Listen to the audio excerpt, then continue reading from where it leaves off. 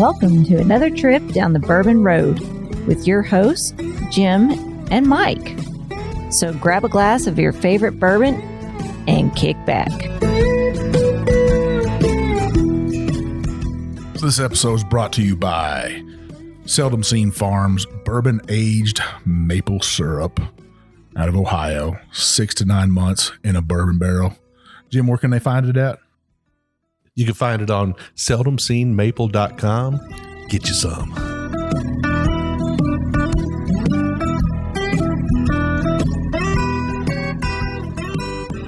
Hello, everybody. I'm Jim Shannon. And I'm Mike High. And this is the Bourbon Road. And today, Mike, the Bourbon Road has led us to Owensboro, Kentucky. Man, it's been a minute since we've been on the road, right? It has been a minute, but we're in a big river town now. I think this is a famous river town right here. So we're in the home of bluegrass. Bill Monroe started this place up kind of, I guess he would be called the grandfather or the granddaddy of bluegrass. And then you got some great barbecue here. Two meccas of barbecue. You know, you look at a top 10 of barbecue and you think Owensboro, Kentucky, yeah. Right? But they got something else here in Owensboro, and that's why we came here. Not for the barbecue, not for the bluegrass. Not that we don't love both of those, but they got this place called the Green River Distillery. And they're making whiskey here on the bend in the river, aren't they? Yeah. I mean, it's not just the Ohio River. They got the Green River here too. I always think there's a song called Green River. I'm not going to try to sing it for you, Jim. Yeah, don't do it. I don't know all the words to it. But I always think about the Green River with my work, regular work. You know, the river's important to me, and I know Owensboro like the back of my hand, but we got a pretty special guest with us on. Yeah, man. And he's got the lineage to back it up. 8th generation distiller, Jacob Call. Jacob, welcome to the Bourbon Road. Thanks, guys. Glad to be here. Yeah, welcome, Jacob. We're really excited to be here. I think it's a long time coming. We have kind of been pining for the opportunity to come over here for a couple of reasons. You've been poking me for like 2 years. Mike, what's going on? Let's go. Let's get on the road. And, you know, stuff kind of getting our way every time. And I was like, man, we got to get this done now. So let's get down there. So, you know, February 10th, today's a pretty special day for you guys though, right? Yeah, this is a date we've had circled on our calendar for a long time. We're releasing our Green River 5-year-old flagship bourbon brand finally. So it's been a long time coming. We're super excited. Yeah, it's great to see this bottle. I mean, we've known something was coming down the pike for a while, right? Yeah.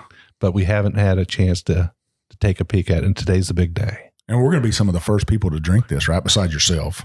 That's right. Yep. It's, I think you're going to really enjoy it. Well, we're going to get to that in the other part of the show, but let's talk about Green River Distillery history and where it all started from. Sure. So very, very historic distillery dating back to 1885. Originally, the site here was originally known as the Green River Distillery. And it burnt down 1918, right before Prohibition, but was one of the most heavily advertised brands pre-Prohibition. Won a bunch of awards in the 1900s in Paris. Official whiskey of the Marine Corps Hospital. The most expensive whiskey ever sold. 20 barrels traded for an interest in a gold mine. Yeah, very, very storied history here at the facility. And then, you know, even when it was rebuilt after Prohibition, around 1936, it went by the name of the Medley Distillery, and there were some pretty iconic brands that were done out of this place back then too. Ezra Brooks, Mellow Corn. So a lot of history at this place. That's some brands everybody knows, right? Oh, yeah. They talk about still today. Those brands are still around, but we're actually here to taste your whiskey and stuff. And you got a couple other whiskeys here for us too. I think that's pretty amazing. And right before the show, we learned that your guys' whiskey, Green River Distillery, had the last ship of bourbon that left the United States go into Cuba back right before Prohibition. Yeah, you know, that's the pretty cool thing about, you know, launching a historical legacy brand like this. Now that the word's getting out, we're starting to hear some of these old stories that have been forgotten over time. And, you know, we get people really from around the country. They hear shows like your show, and they're like, "Oh, you know, we found this bottle in our attic, and they'll send us different pictures and stuff. We had somebody that had an old picture frame that was covered up with a picture of FDR, and behind that picture was the employees and the staff from like 1904 or something, and they sent it to us. Wow. So all that sort of thing is soon to be on display in our visitor center here. We've spent a ton of work remodeling our visitor center. And, we're a heritage member on the Kentucky Bourbon Trail. We get people from around the world that come visit us. So we got some pretty cool artifacts to show off.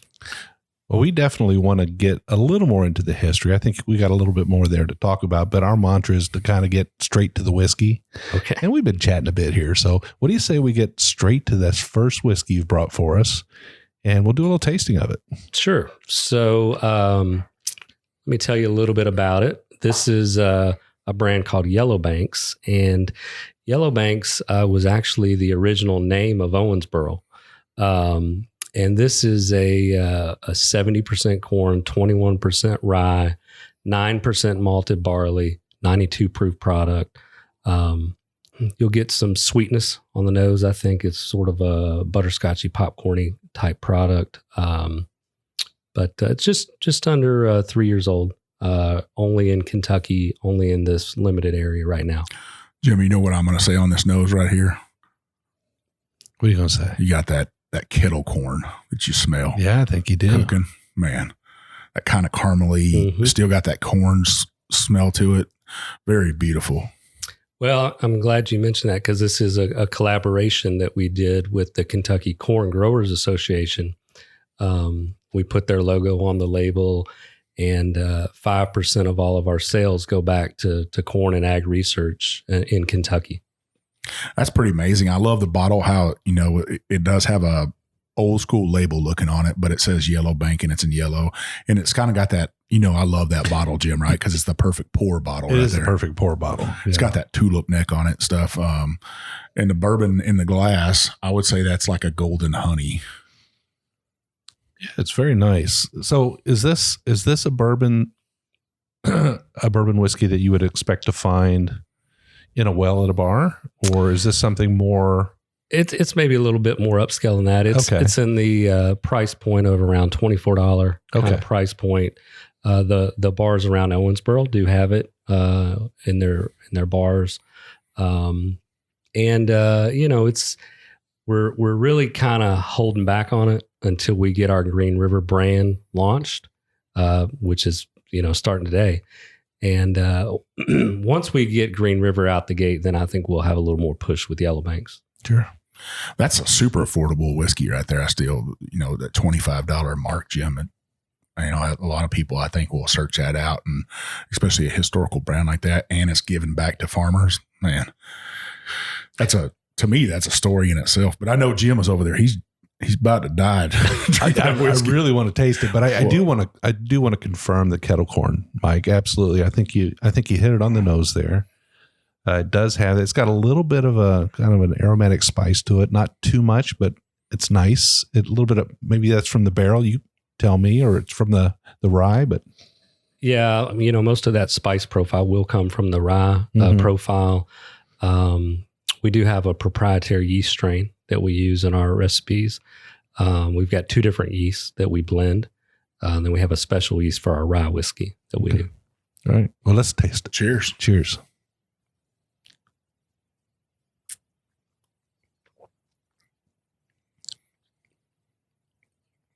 There's that spice kick too, right? Yep. It's got a nice little bit of sweetness up front.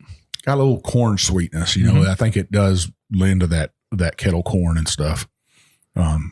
Pretty beautiful.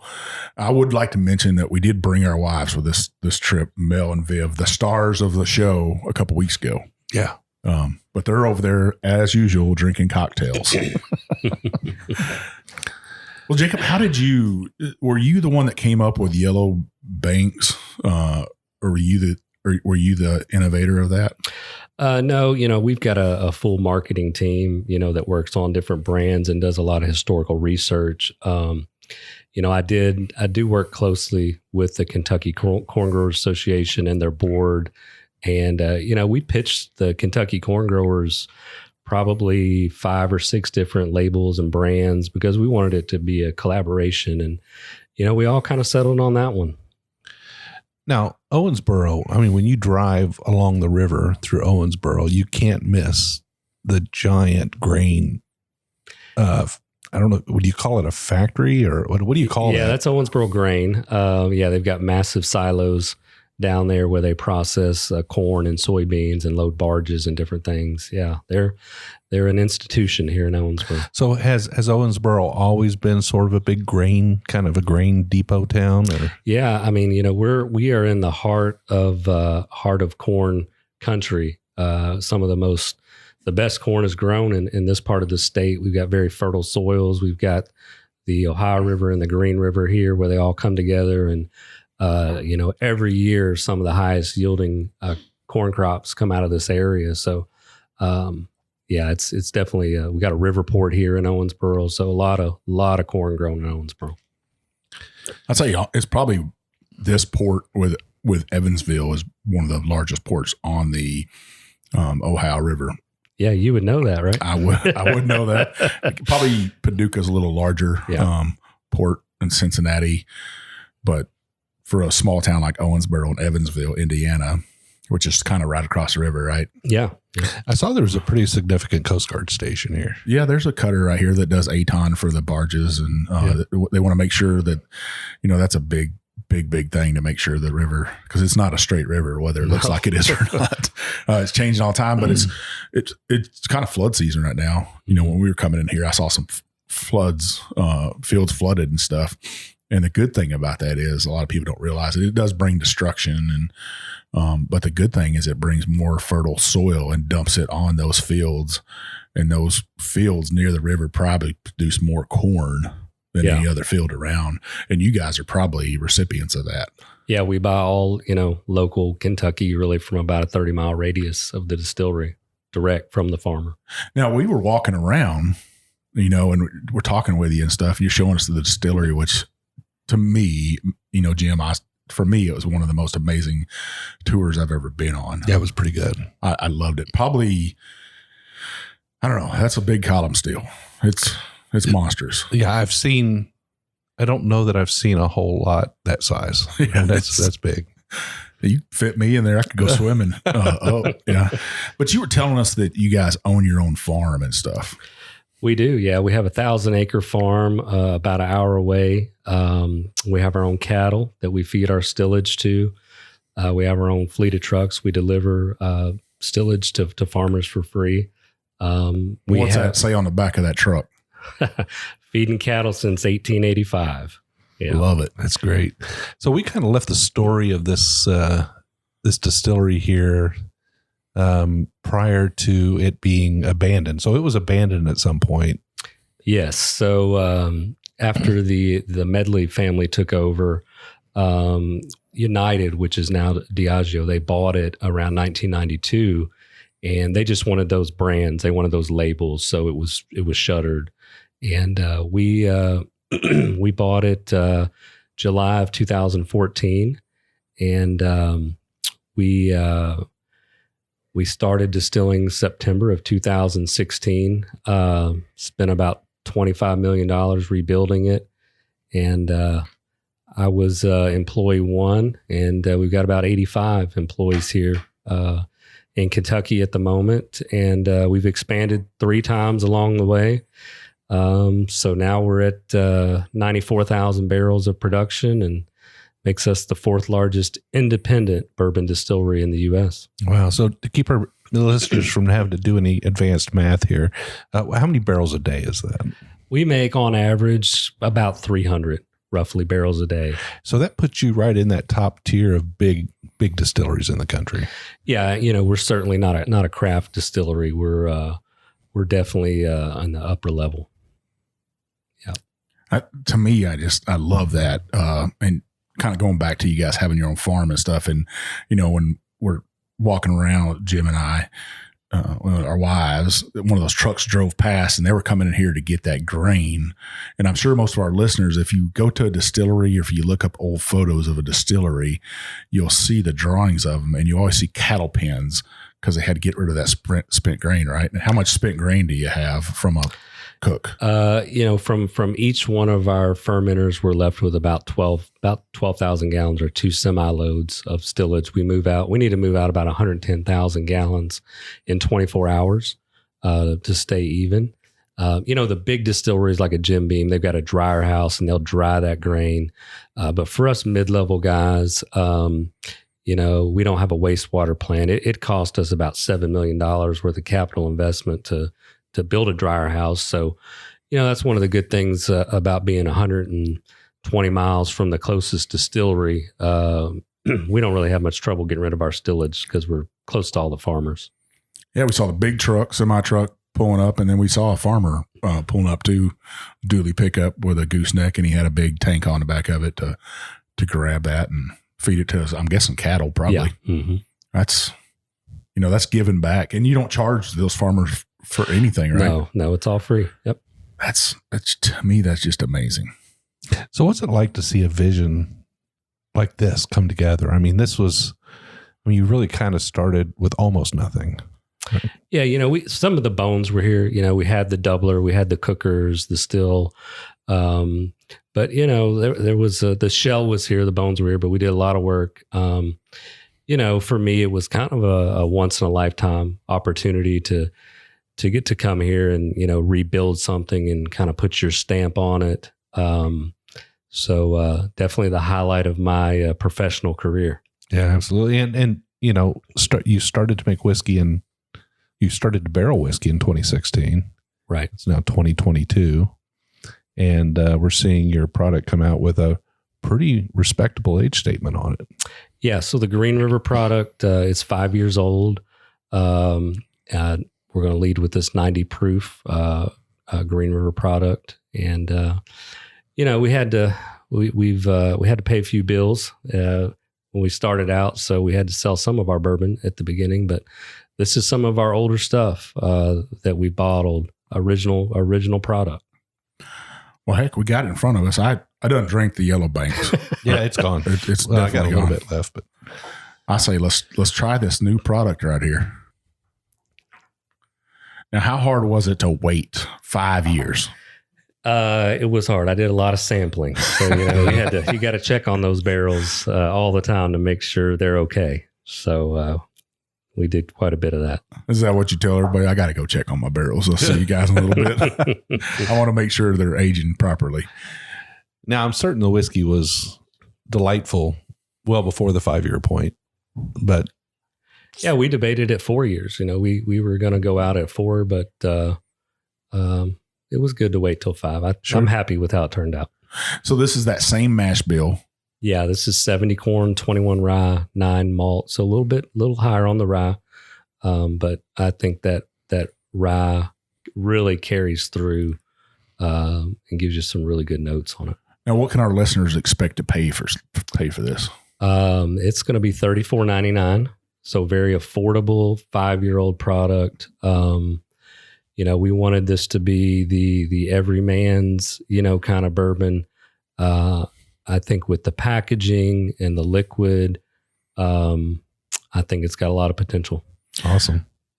So 90 proof. That's got some pretty good color to it, Mike. I'm seeing it sit next to the Yellow Banks, and it's significantly darker. At a couple of proof points lower. So, yeah. And you also got a unique bottle in a time period when there's a glass shortage. And I can't think of a bottle I've seen like that. That's your guys' bottle. Yeah, that's our custom bottle.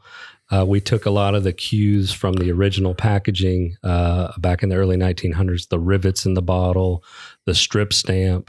We've got an homage to Owensboro. We've got the pride of Owensboro in the glass.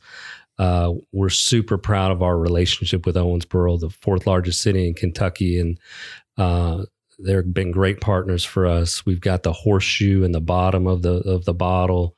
It fits really good in your hand. And I think it's definitely something that people are going to remember when they see.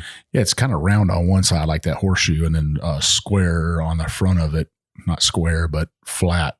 And then the neck is longer neck. Most squatty bottles, they have that little short neck. And then, I've said this many a time, Jim, it's bourbon will run down your label. Yeah. I don't know. I'm just, sometimes you're a neat freak. You don't want your label to get all nasty and stuff, but $34. Good Lord, that's a great price. Yeah, I think it's a great price for it. For a 5-year-old bourbon, yeah, very nice. And I love the way that the bottle, it's sitting on a horseshoe base, but that horseshoe shape sort of carries all the way the full height of the bottle up to the neck anyway. Yeah. So it's got that nice flat front and a rounded back. It's a great looking bottle. Well, let's check it out, Mike. Little, I've been nosing this thing. It little almost toast there to me. That oak's coming through, almost that toasted marshmallow. Yeah, I was going to say exactly that. I was going to say I was getting like a toasted marshmallow off of it. Not overly sweet. A little more oak influence on it, a little less sweetness than what we had tried earlier. But let's taste it. Cheers. Cheers.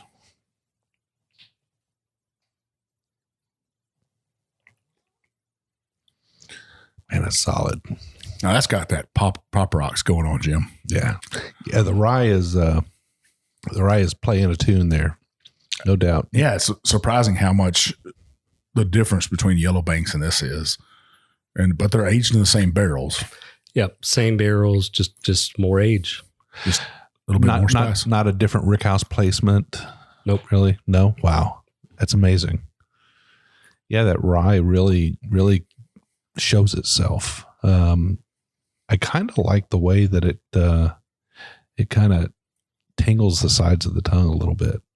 You say pop rocks. Yeah, pop rocks are. Yeah, I could call this a sizzler. Sizzler. Yeah, it is lovely whiskey, let you know. Not as much a Kentucky hug as I would have thought for a sour mash. Mm-hmm. It's got a nice finish on it. I think, this is a great whiskey for the mid-30s. So you mentioned earlier, 8th generation distiller. Can you tell us a little bit about that lineage? Sure. So my family dates back to 1791 in Bourbon County, Kentucky. The first guy, his name was Samuel Call, and he was a distiller. He had a 75-gallon still, 120-gallon still, a dozen fermenters. Fortunate enough to find his estate. When he passed away, he had 10 kids. So of course they were all fighting over all of his stuff, and which turned out good for me because I could find his records from the lawsuit. And he had some dealings with Elijah Craig. We found some depositions involved with that. And I guess effectively my family is one of the oldest distilling families in Kentucky. That's pretty cool to find that stuff out. So it didn't just drop in your lap, though. You had to dig a little bit. I did, yeah. I always knew I was a seventh, but I couldn't go back any further, Back during the pandemic, I guess I was like a lot of people and was looking at Ancestry.com and trying to pass the time and hit some roadblocks. So I actually hired a lady named Linda Colston, and she used to be a former tour guide at another distillery, and she was really into genealogy. And turns out it was the best $500 I ever spent because she dug it up and said, "You're not going to believe this, but look what I found."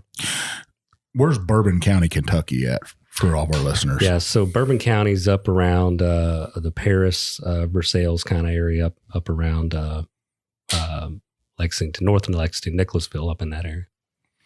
That is some lineage, I'm just a history nut. And those guys that walked the Buffalo Trace, the true Buffalo Trace, they walked part way up the Kentucky River, and then they were going through the wilderness, pretty much briars and stuff. And then they got to the Buffalo Trace and they walked, I think, 17 miles on that. And then what they were doing was they were surveying land. And so you're your generations of your heritage there, your family could have been some of those guys that were surveying they were surveying for rich men is what they were doing. Yeah, that wasn't their land. It wasn't they were surveying for own land, but they were picking out prize property for these probably millionaires back then, really, is what they would have been today. But they went and surveyed their own land over on the Salt River area, that area, Nicholsville you're talking about, Versailles area. And that's where they got their land at. Not there on the Kentucky River, but over on the Salt River where Four Roses is actually. Oh, yeah. In that area. Yeah. So that, man, to sit here with some of that family is pretty neat. Yeah. So have you been able to go back even further than that, or is that about as far as you've been able to go? You know, I stopped there. I guess if I wanted to keep paying for it, I could keep going further back. But I said, let's stop there. That's a good stopping point. And then you know, in more modern times, my grandfather worked at Jim Beam, and then my dad worked at Jim Beam for a long time. And you know, my dad was sort of Booker knows kind of right hand guy. My grandfather was friends with him, and you know, I kind of grew up in the business. I remember, you know, when I was a kid, they would have these bass fishing, Jim Beam bass fishing tournaments for the employees. So, you know, I'd fished with my dad, and we used to call him Freddie, but it's Fred now. So Fred would fish with Booker, and you know, they had a big, looked like a barge with their big John boat out there, and yeah, that was some fun times doing those bass fishing clubs back when I was a kid. Yeah, there's another Freddie now. Yeah, Younger Freddie, right? Mm-hmm. Can you remember that first sip of whiskey back in the day? Yeah, and I tell you, you know, my dad had a lot of those decanters sitting around, and I think I probably snuck some out of one of his decanters he had laying around the house. Now that decanter is a good choice because you can't see the level in it, right? That's a smart idea, right? Yeah, you were playing the smart game. Yeah. Well, imagine what that whiskey would have been worth that day, though. Yeah, he's a good thing he's not a seller. He's more of a displayer. A drinker, or you were the drinker. I guess so. So you got that lineage and stuff. At what point did you say, "Hey, I think I'm going to be a distiller myself"? Well, you know, I was a banker for a while. I went to Murray State, and you know, when we moved to Florida, my dad took over a place called Florida Distillers, and he created all the Cruzan rum products. And I was a banker for a while, and then I went to work for him. And, you know, I really learned the business, the real business from my dad.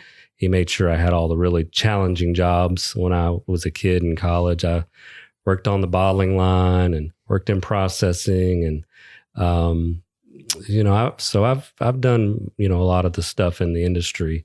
And, you know, after graduating college and being a banker, I just really wanted to get back in the business. And, you know, bourbon was not cool again yet, but it was getting cool again.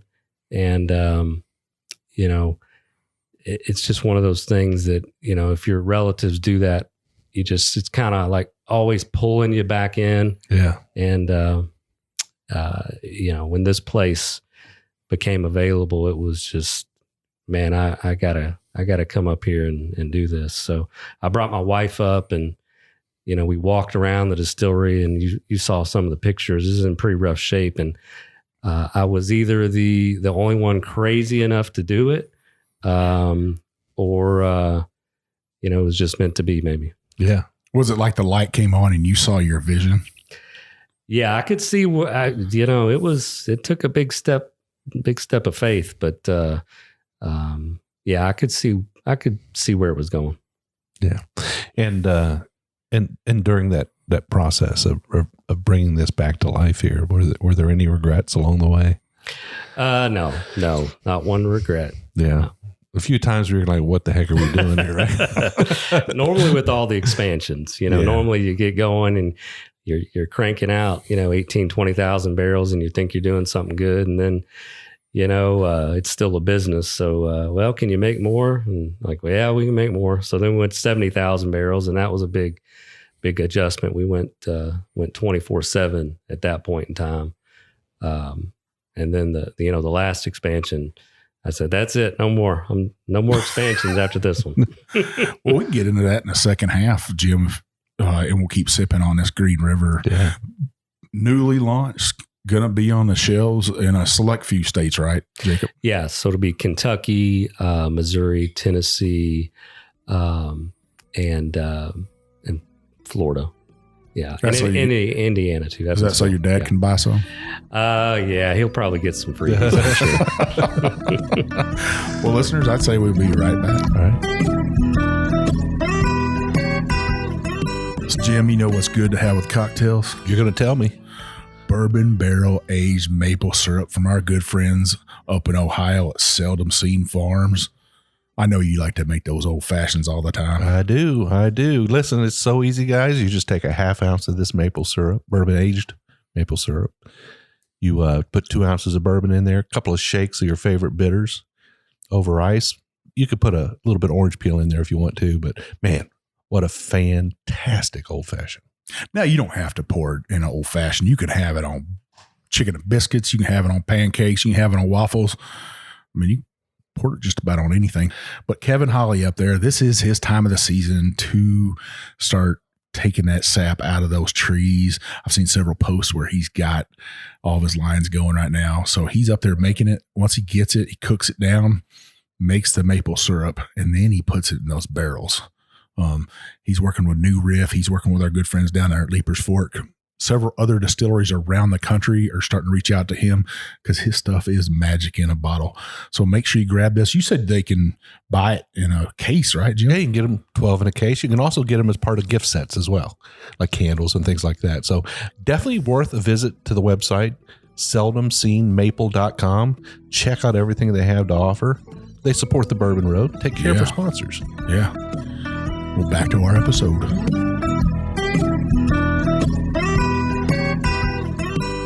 So we are back, listeners. We got the master distiller, Jacob Call. Here he is. You're really the jack of all trades here, master of none, right?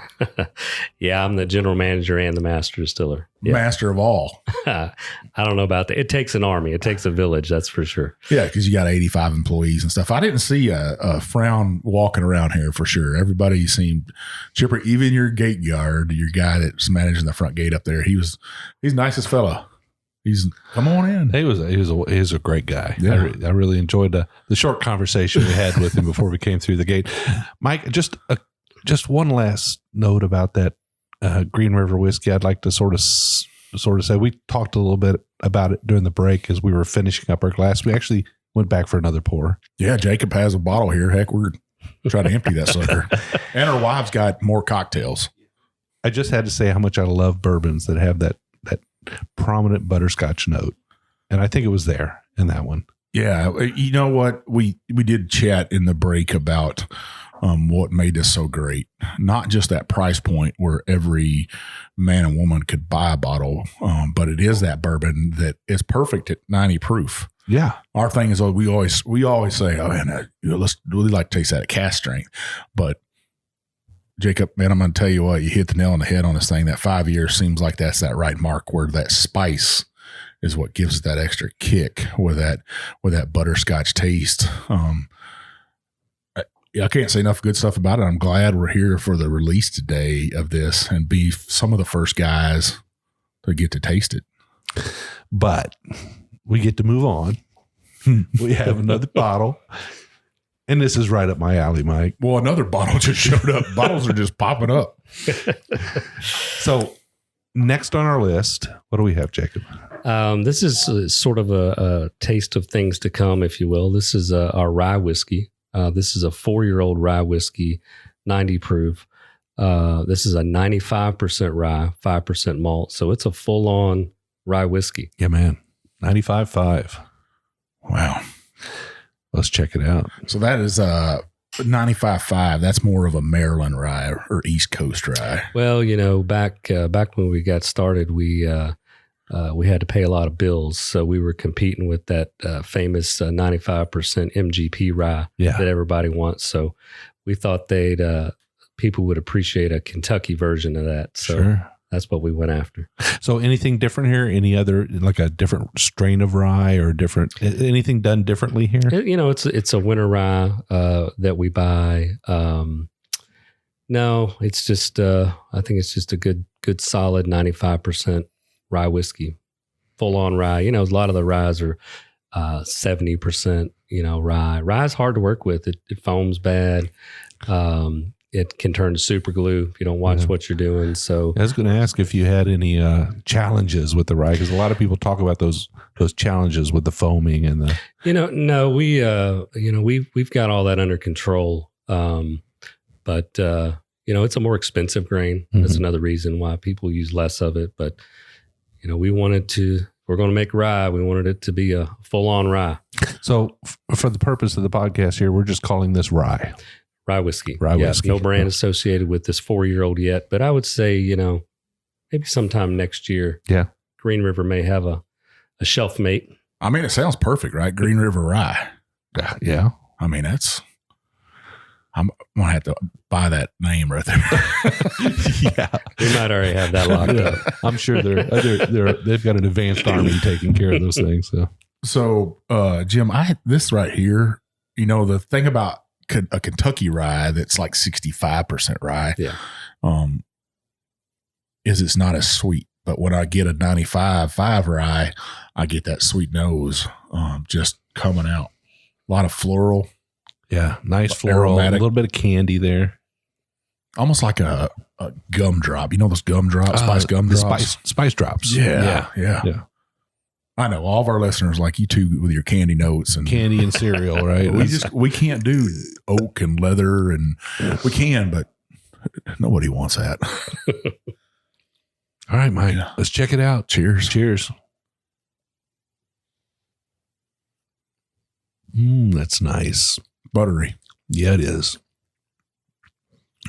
That's got that creamy mouthfeel that just kind of flows over your palate. Yeah, and it's got a little bit more of so you can get, and I know that the notes are similar between anise and licorice kind of, but I think, when you go to an Indian restaurant and you're paying your bill up front at the counter and you leave and they got that little bowl of seeds in a dish and you can put a few in your mouth. Have you done that before, Mike? That reminds me of this. I'm not putting my fingers in something everybody else put their fingers. Well, times have changed. This would be pre-COVID. I think. I've never been that guy at the bar and be like, I'm gonna eat on those bowls like peanuts that everybody else is eating on. Oh, you don't do that, huh? Nah, I just order something off the menu. Maybe at Five Guys, and they have those peanuts you can crack open. I eat those. That's that buttery mouthfeel. Everything we said in the nose is there in the taste too. That spiced gumdrop, maybe a little bit of citrus on there. A little bit of mint. Great job. Yeah, definitely a little bit of mint.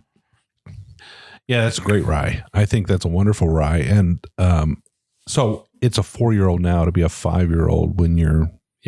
Yeah. It can only get better. Where do you see it going, like changing in the taste profile? Yeah, I mean, it'll just get richer, a little more depth to it. I think your base notes will stay the same, but you'll just get more wood and more depth over time. Yeah, I always like that.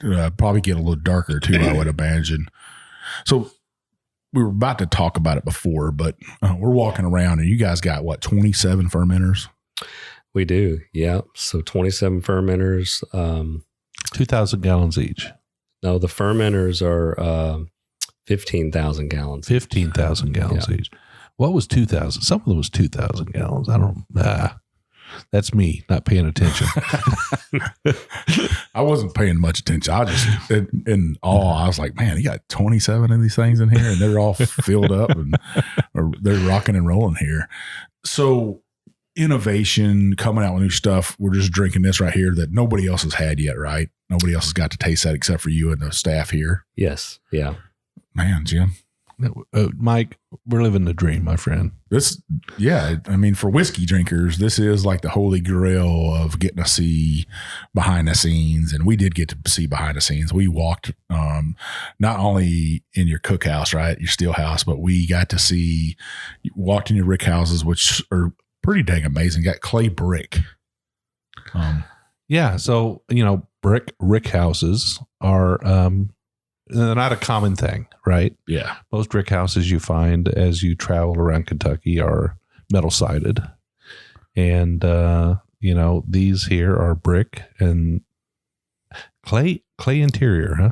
Yeah, hollow clay tile. Hollow clay tile. So it's not brick really, just tile. It's pocketed, so you'll get a lot of heating and cooling that way. We do have some metal sided also. We're up to, here on site, we've got six rick houses, and then off site, we've got another 14.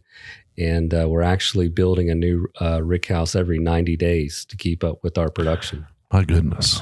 Now, what would it cost to build one of those clay tile rick houses? You're looking, those prices seem to change every day in this world we live in, but you're about $4 million roughly. Wow. Yeah.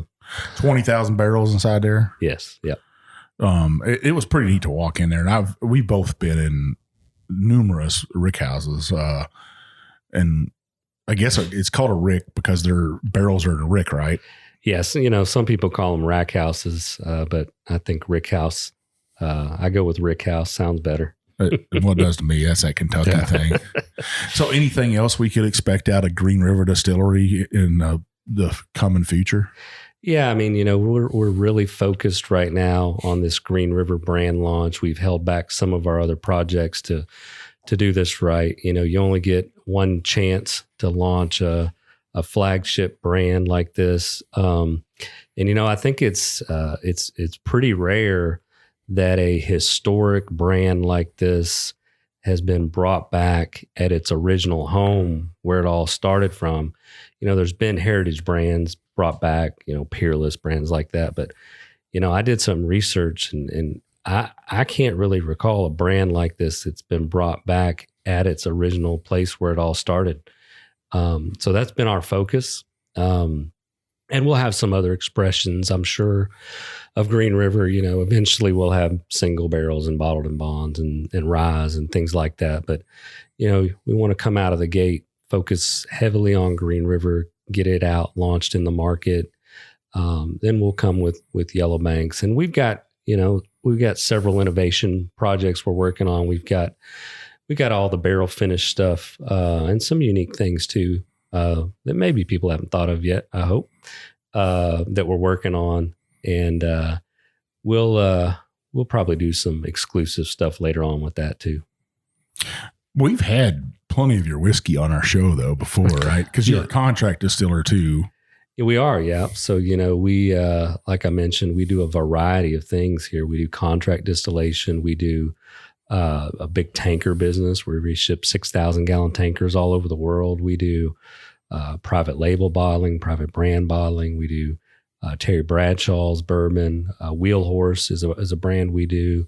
Walker's K, which is the Bush family. We do their stuff. So, we do a lot of different things that a lot of people might not realize. Yeah, we've had a lot of these on the show. I particularly remember Walker's K, and we had the bourbon out of Key West on, and we've had Broken Barrel. Broken Barrel, that's one of ours. Yeah, Seth. Yeah, what a guy. Do you make his ryes as well?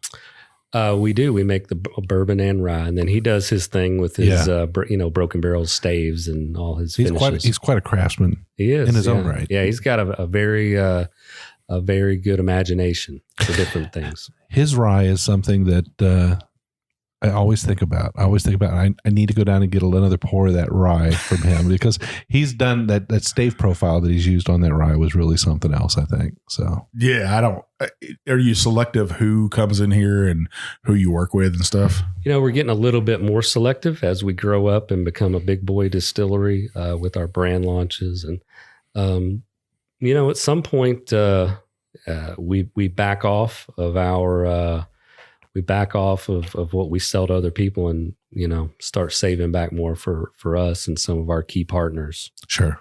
As you start to expand your brands, particularly your Green River brand, to more states, that'll put more demand on your stocks. Absolutely. And, well, you got to take care of the home first, right? That's right. Yeah. Well, Jim, they put another whiskey in front of us. Can we talk about that? Yeah. So I think we brought out the Kentucky 10 wheated product. And this is a 70 corn, 21 wheat, 9 malted barley. So we just flop the rye with the wheat. This is about a 2.5-year-old Mike, product. you had to twist their arm because the wheated king of Kentucky had to have a wheat bourbon. You didn't see my head spinning around down there. And as soon as he said wheat, I like perked up a little bit. I was like, man, they got some wheat whiskey here, wheated bourbon. A beautiful nose on this. Just one whiff up, even at that young age, still is those floral notes are coming out. Now, what was the age? It's about 2.5 years old. Okay. Yeah. Yeah. And wheated bourbons take a little longer than rye bourbons. Yeah. It's light and grassy. And, I always think of wheat as more kind of entry level type product, easy to drink, no burn. But we get some pretty good compliments on our wheat. Yeah. Well, hey, let's check it out, Mike. Check it out. Nice and floral. I just that honeysuckle road, coming, you're down here in Owensboro, Kentucky. It's in the country. Listen to maybe some bluegrass on a backcountry road and smell that honeysuckle. It is a Kentucky wheat as well. Oh, it is. Yeah. Wow. Okay. So is that a winter wheat? Yeah. Red winter. Mm-hmm. Red winter wheat. And they call it red hard winter wheat. We call it red winter. Red winter. Red winter. Yeah. Okay. Most people would just use this as a cover crop. Yeah. Farmers and stuff. When I was growing up on a farm, that's what we would use as a cover crop is red winter wheat and stuff. And, hopefully you get a good yield out of it and stuff. But what you're trying to do before the Depression, people wouldn't plant a cover crop and big winds would come in and pick their topsoil up and take it off. Erosion, and, that's kind of how the Dust Bowl stopped. But, the government came in and said, okay, you're going to need to plant another crop, a cover crop to protect your topsoil. Otherwise you're pretty much going to kill your farm. Yeah. So I'm getting a little bit of because I've already tasted it, Mike. I took a nose on it, and then I tasted a little bit of hot buttered popcorn. Hot buttered popcorn. Well, heck, I say cheers, Jacob. Cheers. Cheers. A little sweet up front, nice and soft. I don't get the popcorn. I don't eat popcorn. Well, no, I'm just getting, I say popcorn. I'm getting a little bit of, what do they call it? Just a hint of diacetyl. Is that right? Yep. I don't even know what that is. It comes off from fermentation. Is it? Mm-hmm. Yeah. I love it in White Dog. I love that flavor in White Dog. When I'm tasting White Dog, I love to get that hot buttered popcorn. Now, I'm going to tell you, this tastes like Cracker Jacks. Now, listeners are going to say, well, isn't kettle corn and Cracker Jacks the same thing? And it's not. And it's not the same as popcorn. Well, Cracker Jacks have peanuts in them too, right? Yeah. Yeah. I get a little bit of sweeter. It's also that hard kind of caramel. But that Cracker Jack to me is what I'm getting out of this right here. That sweetness. As long as that's good, that's fine. You like Cracker Jacks? Yeah. I mean, I don't think I'm supposed to eat I like Cracker Jacks. Yeah. Who doesn't like Cracker Jacks? Even grown men will go in there. You could go into the store and see people buying that. Yeah. Somebody that doesn't like Cracker Jacks or kettle corn, they're not human. You right? can't trust them. You can't trust them. But if you don't like wheated whiskeys, you can't trust you. I'm just saying. Yeah, I'm really looking forward to this one. What do you think? Like time frame? Yeah. I don't know. Kentucky 10's out there in the market now, kind of limited. We've got some people that really, really want that. So we'll see. I leave some of that up to the sales and marketing guys. Yeah. I make the bourbon and they figure out how to move it all. I'd be willing to wait for an 8 year of this right here. Well, I mean, I'm certain that you've got plans for extra aged products. Oh, sure. Yeah, we've held back things for older stock down the road. Yeah. Well, I mean, I've enjoyed everything we've tasted today, Mike. I think it's all got character. That the Green River in particular is layered with something a little bit different than we tasted before. I think it's not. I won't say it's not typical, but I would say there's nothing else exactly like it. Well, you would expect that, right? Yeah. Coming to a different kind of a region of Kentucky, a little bit flatter down here. I'm not going to call it swampy, but the central part of Kentucky is a little bit flatter than where we live. Even in Louisville area, there's a little bit more rolling hills. Down here it's a little flatter, more corn, more cropland, big hardwoods. So you're going to get that little bit different climate than where we're at. We're a little bit south too of Louisville, so I would expect something. And we got a different master distiller. He's got a different way to cook his whiskey, his recipe. You're the cook, right? Yeah, I mean, every distillery is a little bit different, just from their distillation system to their yeast strain to their mash bills. There's 100 different little things that make every distillery a little bit different. So, with Green River, what I really wanted to do is I really wanted to make a solid, traditional, everyday, good bourbon whiskey that everybody in Owensboro and Kentucky can be proud of. Yeah. Now, everybody says that the barrels and the maturation form 60% of the flavor profile. Do you agree with that? Yeah, it's probably 50 to 60%. Sure. Yeah. And beyond that, what do you think is the next big contributor? I'd say the yeast strain has a lot to do with fermentation, your temperatures, your time in fermentation, cleanliness of your facility, your grains. We inspect all of our grain trucks that come in. Even the screen size, how you grind your grains. All of those things make a difference. Yeah. Yeah, we taste a lot of whiskey. We get around just a little bit, and we've seen examples of failure to maintain cleanliness. But when you taste a bourbon that is or rye whiskey that is you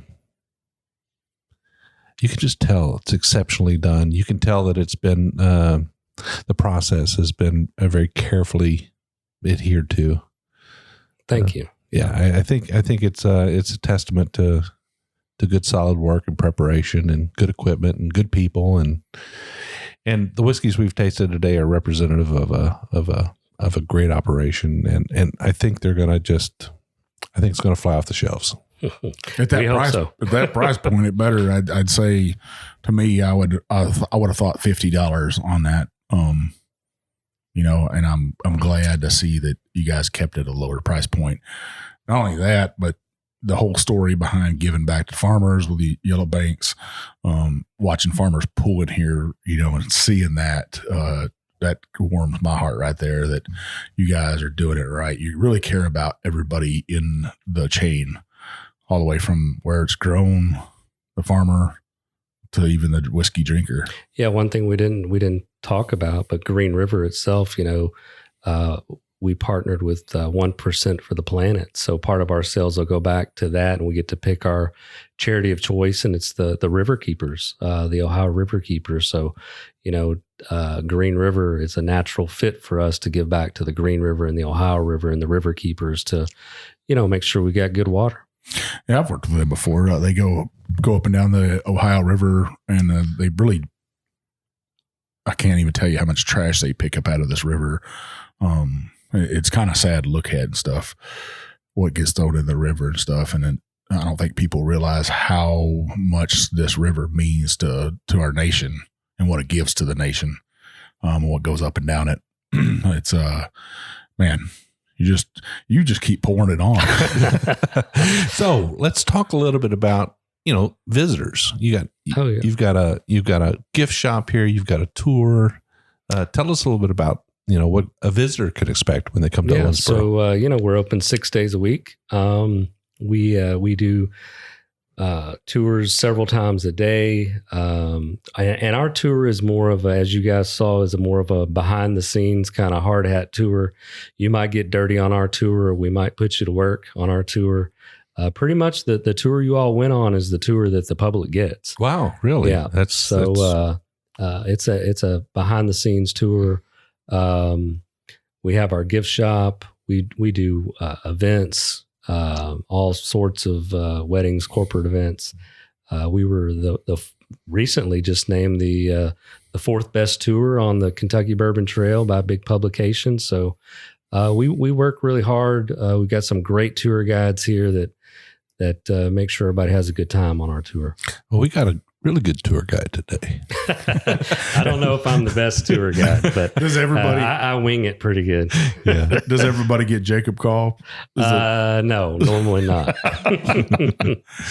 Well, Jacob, man, I can't thank you enough for coming on the Bourbon Road and letting us come in your house and showing me and Jim and our wives around. I'm sure they had a great time. They both got smiles over there. They've had a few cocktails, I think. Yeah, thanks, guys. I really appreciate you guys making the trip down. And, we've got a great story to tell. And, we just appreciate people like you guys helping us tell that story. Yeah. Well, I mean, if you're traveling the Bourbon Trail and you're in Kentucky and you want to see what Kentucky has to offer for distilleries, Owensboro is, it's a jaunt from Louisville, but it's a nice drive. And, the town itself has a lot to offer. I think it's worth an overnight here. Yeah, it's a great overnight getaway trip. Yeah. So if you're traveling through the area and you want to check out something and get a little bit outside of the Louisville, Frankfort, Bardstown, Owensboro is a great stop. Barbecue, bluegrass. You guys got the Bluegrass Hall of Fame here, and then now bourbon brought bourbon back to the fray. I mean, that's the 3 B's. That's all you need in life, I think. Yeah. I don't know what else you need, really. Good music, good whiskey, and good food. Jacob, we'd like to give you guys an opportunity to let our listeners know where they can find you on social media, on the web. Where's your website, those kind of things? Sure. It's www.greenriverdistilling.com, Instagram, Facebook, all that sort of thing. Awesome. So listeners, check them out. Schedule a visit to the distillery. I think you definitely won't be disappointed. Make sure you look for Green River Kentucky Straight Bourbon Whiskey on the shelf. $34.95. Is that right? You can't beat it. Pick up a bottle. Definitely going to be pleased when you try it. Mike, where can they find us? So you can find us on social media. You can find us on TikTok. We got some videos out there now.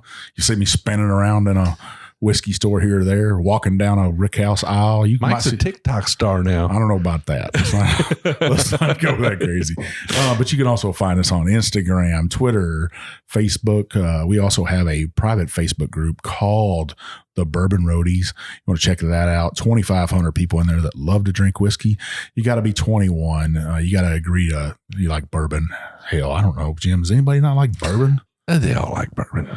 Our number one main rule is no rudeness. We just don't tolerate it. Meaning that if you want to drink from the very bottom of the shelf, what I started out with 10 high whiskey all the way to the top shelf. If you're drinking Pappy's, if you can find it, or if you're drinking this Green River right here, if you got a bottle of that, or you're going to get a bottle, because today is the first day you can get a bottle.